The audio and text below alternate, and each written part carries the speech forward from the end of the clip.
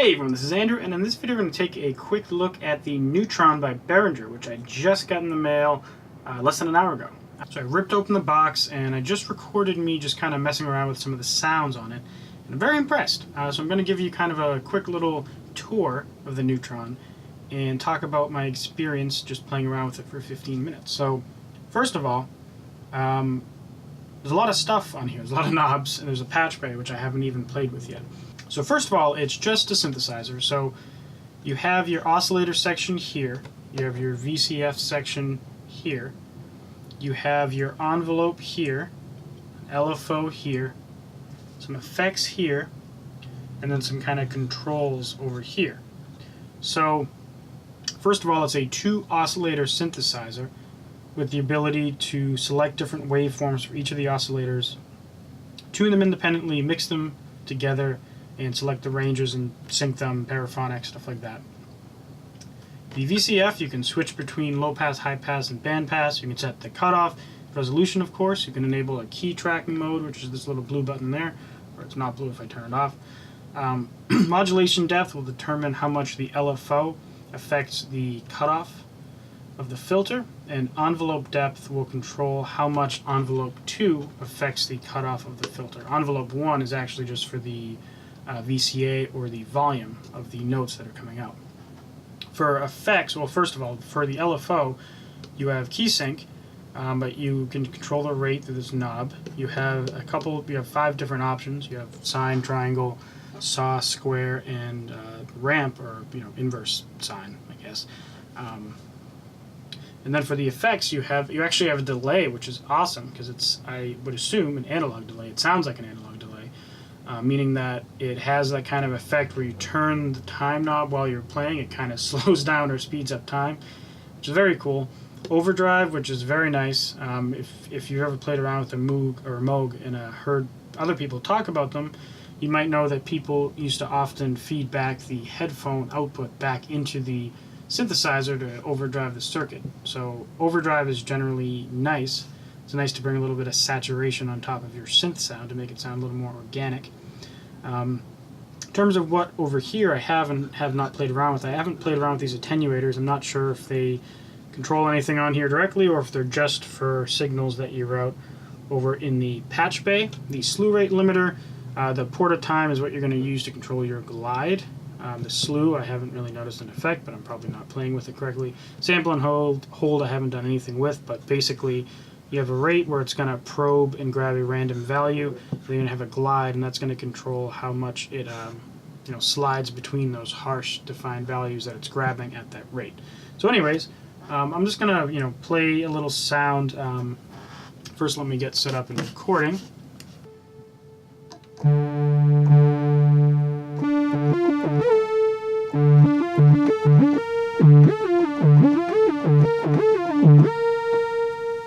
So you should hear some audio now, and I'll just kind of walk you through just bare gist of what this thing is. You can control your oscillators first of all to define your sound. I'll switch to just the left oscillator so you can hear just that. Sine, triangle, saw, square, and double square. I've never really seen that before. If I look close, yeah, it just looks like it's 2 square arrays after each other. I'm not really sure what that does, but it's there. So you can pick your 2. I'll pick a square and then a triangle, because why not? Now you got them blended together. These width knobs. If I set this one to, well, actually I'll try this one first. The triangle, it does nothing. If I go over to the square,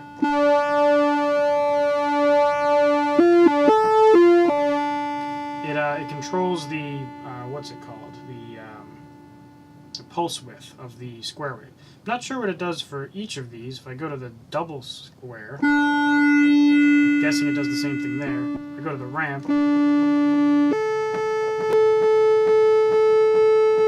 I'm sure it's doing something and I'm just not noticing. But anyways, I'll go to a double square. You have your filter, so I have the mods off and I have key tracking on.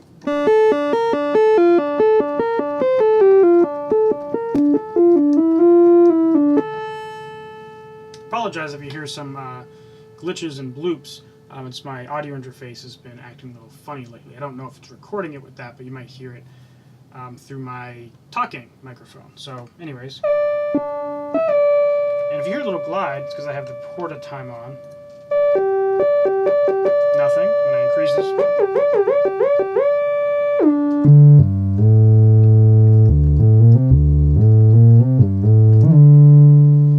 and that's all well and good. Now, if I want to start playing around with the ADSR, I can, turn the S down and the R down, and I can bring just an AD.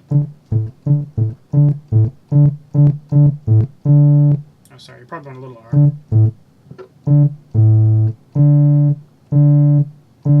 And you'll notice. Oh, there we go.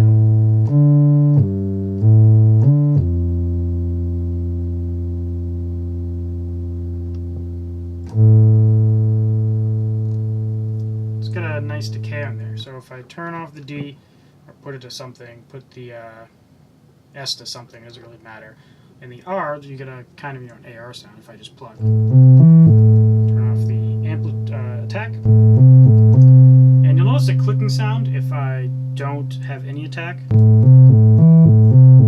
I just put a little attack on.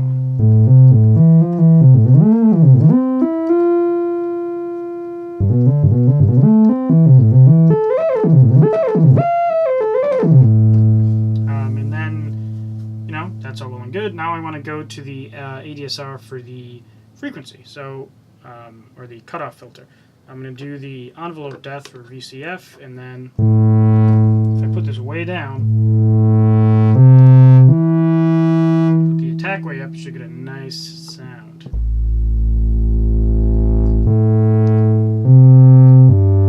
Turn off key tracking.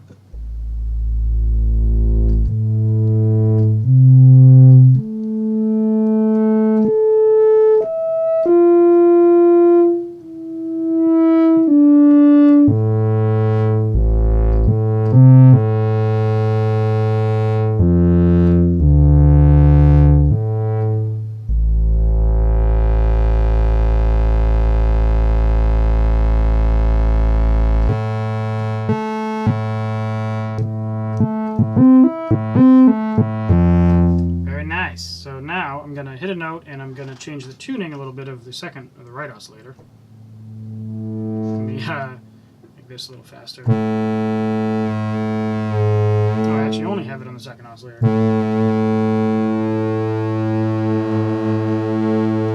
Some of that lovely detuning sound.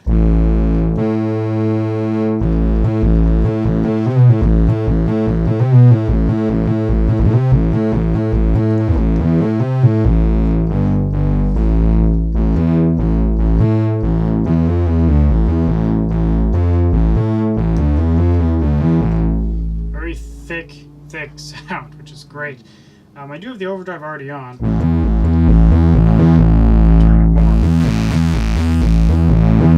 Get kind of a dark sound or a bright sound, so this would be dark, bright.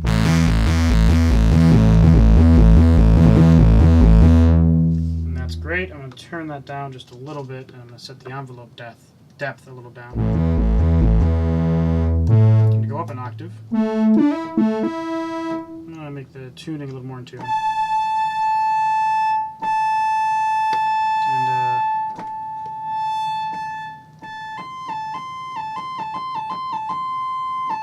turn down the porta.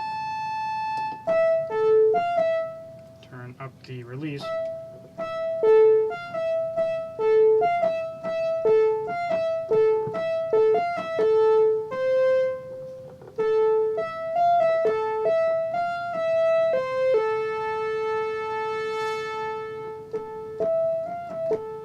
I got a nice sound that I would use for maybe an ambient type sound. Maybe actually make it something like a triangle.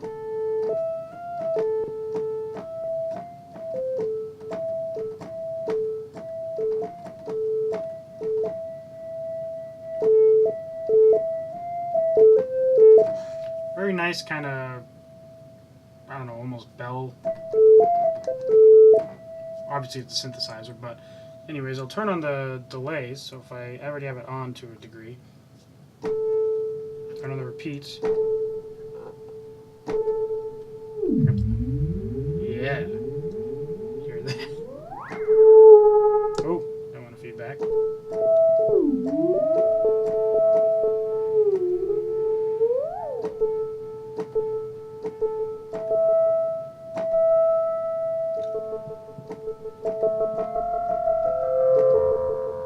So you get a very nice ambient sound immediately out of the box.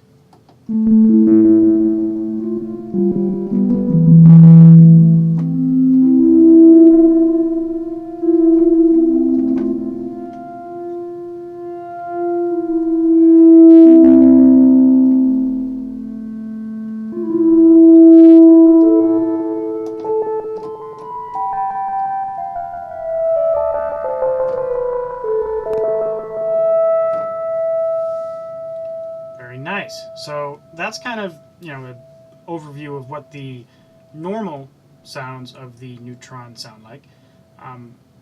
Let's play around with some of the parameters. If you already saw my, no audio or no talking playthrough video, at the end I kind of just wanted to go a little crazy. So I'm going to turn down my volume a little bit, and I'm going to make the filter go out of control. So I'm going to turn off the envelope.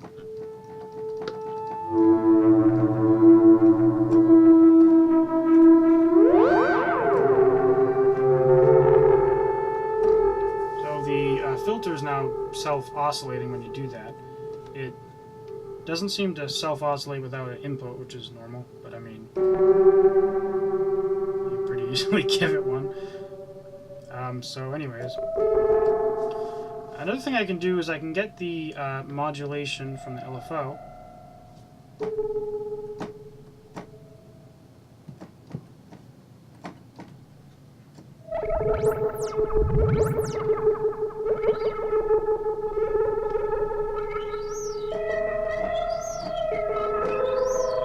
Get some kind of weird space sounds.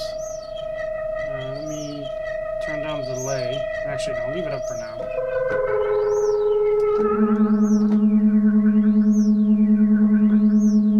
It's a bass sound. Up that resonance. It's already kind of wacky. Now, if I get the rate and I put it into audio range, you're essentially doing FM modulation. Well, kind of. You're imposing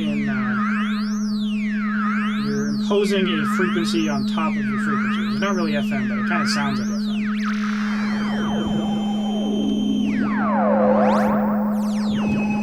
What you can do is you can turn on key tracking for your filter. Bring this down a bit.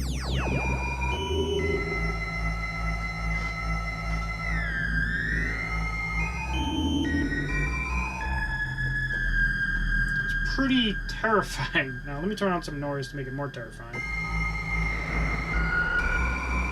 Drive. Make it bright?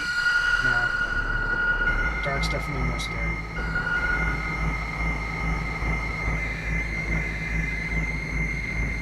Another thing I can do is I'm going to play with the time settings as I go. So I'm going to turn the mix up to top.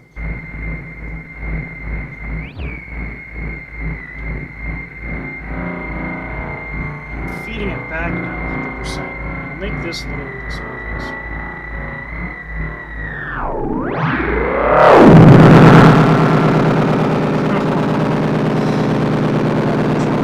Make the feedback not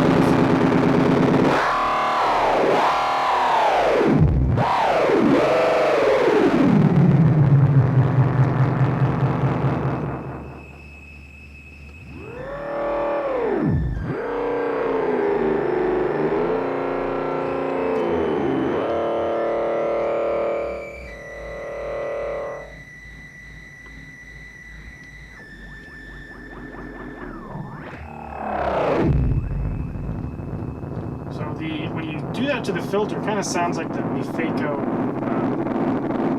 crush delay, because you're overdriving that and bring this up.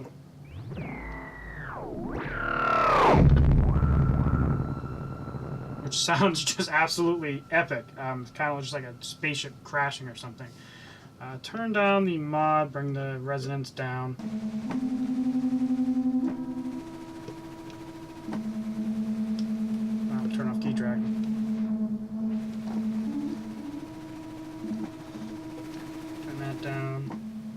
down.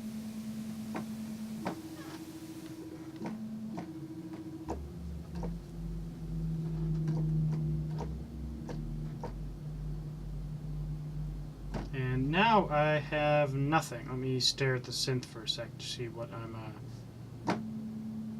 I got a little bit. Let me,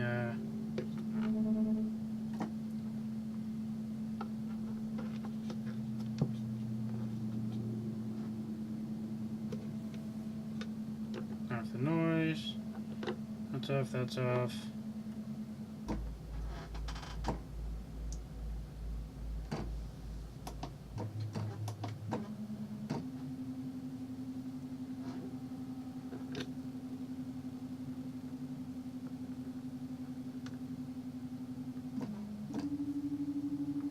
Oh, I had my volume down. There we go. Thought I broke it for a sec because of the badass sounds I was making. Alright, so.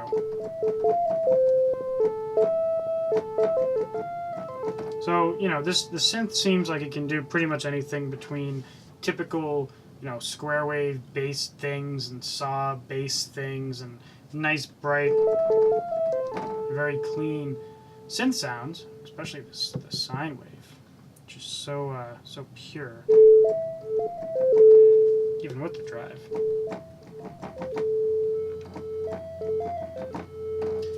But anyways, this thing is amazing, and I haven't even touched the patch bay. Just let's take a look at the patch bay for a sec. I haven't looked at this yet, but it's broken up into two very easy to follow sections. You have inputs and you have outputs. So if you want to integrate this with your modular setup, and you betcha I will, you can get the oscillators out from 1 and 2, patch them to your own VCF, your own VCAs, whatever. You can get the filter outputs. I'm guessing this is the oscillators after they're fed through the filters. Then you can get them after they're fed through the VCA envelopes. Actually, probably not that. This is probably the envelope, volume CV voltage output, I would guess. LFO output, mults, so you can, get something and split it. I don't really know what the purpose of having two is, because if you have to, oh, I see, input one, then you get out two. So that's convenient. Mini gate, it's great. Attenuation output, I'm guessing that's a constant voltage or CV voltage from these two guys here. You can also control them over in the input bay. You can sum stuff, so you can add stuff here, sum 1, A and B, sum 2, A and B, and get the sum over here. It's an assign, I don't know what that is, I should probably read the manual. But in the inputs you can of course modulate the pulse width for 1 and 2, the shape of 1 and 2, oscillator 1 and 2. I'm guessing this is pitch tracking voltage. I could be wrong, but I can't imagine what else it would be. Invert in, I have to read the manual. Oscillator 1 plus 2. Maybe you can track both with the same, CV information, which is handy because often you will want to do that. Although if you're tracking both separately, that kind of makes it duophonic, which maybe it can do that. I don't know. I'll have to play around with that. Input, I'm guessing this is filter control voltage. Frequency mod. Maybe this is mod depth of the frequency? I don't know. VCA in, VCA CV. Envelope gate 1 and 2. I'm guessing maybe you can control them with control voltage, I'm guessing. LFO rate, shape, trigger. Interesting. I'm going to control some other stuff down here. So you have plenty of stuff with this. Honestly, if you wanted a synth and you didn't have any external Eurorack gear, this is probably a great place to start. I also have the Behringer Model D, which is kind of in the same format as this. It's a great solid synth with a couple oscillators and a bunch of patch points. This one has a lot more patch points than the Model D. The Model D, they give you a couple, just because. This one is this actual, twice the number of inputs as the Mother 32, I think, and also the DFAM. So You know, this is like Mother 32 plus DFAM in terms of patch points. But it's a great, you know, $300 synthesizer that it's definitely everything you need if this is your first synth. And if you ever have, you know, any inkling of interest of getting into Eurorack or modular gear, or you think you might want to get something else like the Mother 32 or the No Coast or the DFAM, this will integrate with that. So this is very flexible synth, great sounds. It's I would say it's great for ambient stuff because of the effects that it adds. Which, you know, it's only 2 effects, but if you don't actually have any effects aside from what's in your DAW, it's nice to, you know, have that built in. It's one less piece of equipment you have to bring if you're actually going to play something live too. You can, you know, use the effects in here. I would assume that one of these input points, there's a way to input external audio. However, I very well may be wrong. Oh yeah, delay in. Interesting. I don't know where the delay out is, but maybe it's just one of the other outputs, or it probably just comes out the back. Which, I guess since I'm already talking about this, you can look. It's upside down for you, but, you know, you get the gist. MIDI input, USB input, MIDI channel selection, volume on the back for headphones, an output signal, and an input signal, so that's good. I don't know if anywhere on the front it has a place to control said input signal, but maybe it just passes it through everything after, you know, the source generation, which is the oscillators and the noise. VCA bias, you know. Oh, hey. Yeah. Anyways, that's it for this video. This is, you know, not a review or anything, just a quick look. So check it out. I hope you enjoyed, and I'll see you in the next video. Bye.